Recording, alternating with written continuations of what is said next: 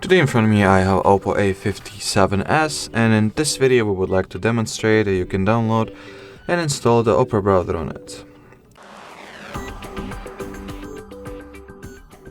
So the first step that you need to take is to make sure that your device is connected to the Wi-Fi, then launch the Play Store, of course, sign in if needed. Next, at the search bar type in Opera. Once you have gotten the search results and found the needed app, click on this green install button and wait for the Opera to get downloaded and installed respectively.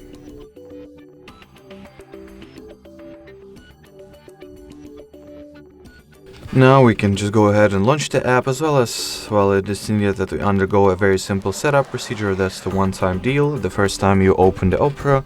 So in here, tap on the allow option, continue, decide whether you would like to set Opera as your default browser app right away. I'll skip the step.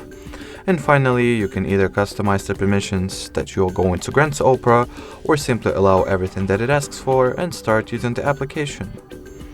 Alrighty, so that would be it. Thanks for watching, and bye bye.